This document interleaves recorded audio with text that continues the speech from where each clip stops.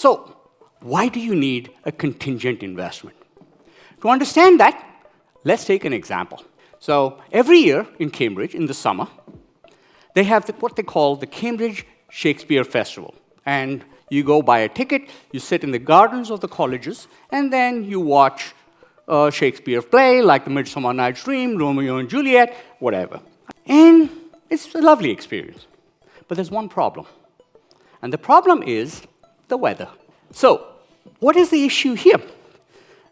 Well, one possibility is, if you don't buy the ticket early, you may not get a ticket.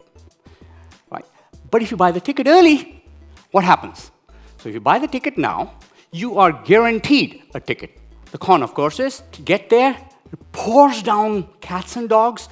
You're sitting there in the rain watching Shakespeare. Even in a Cambridge College garden, this is not a pleasant experience. So that's the big con over there. The other possibility you can do is reserve the ticket now, but only pay for it on the day.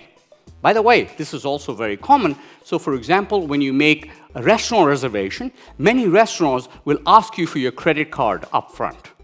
Right? So what you do is, if you don't show up, they're going to charge your credit card anyway. So that's what's happening here. You're reserving the ticket, but you're only choosing to pay for it on the particular day. So if you don't show up, your card gets charged anyway. Okay? Fine. So what's the pro? Well, the big pro is you don't have to pay for the ticket right now. So first con is you will be charged on the day of the performance, and the second con is you're still subject to the weather. But there's a third option. The third option is reserve the ticket now, but only pay for it on the day if the weather is nice. If the weather is not nice, you don't want the ticket. Right? That was a perfect way out. You're basically saying, I'm only going to get the ticket if the weather is nice. Otherwise, no point. Right? Now, what's the pro here?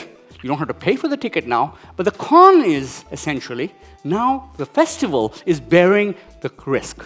So if you don't show up, if it's a rainy day, it has set up everything, the players are there, all the costs are being borne, but there's nobody in the audience, right? So they pick up a lot of costs, but there's nothing to offset them. So they charge you an upfront fee.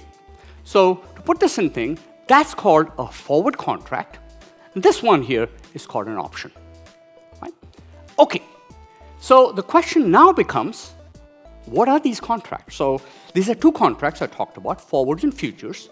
Well, a forward contract and a futures contract is essentially the same thing. What it is a time-shifted contract, but no choice. So for example, if you reserve a Shakespeare play, all you have done is, I will pay for it, not today, but on the day of the performance. So I have shifted the actual payment time till the day of the performance, but I don't have a choice. If I don't show up, my card is going to be charged anyway. Right? There's absolutely no choice there. A futures contract is exactly the same thing, except it's traded on an exchange. So it's a standardized time-shifted contract. The third one, the option, is a time-shifted contract, but with a choice. If the weather is nice, I buy the ticket. If the weather is not nice, I don't buy the ticket. Right? So differences between the three.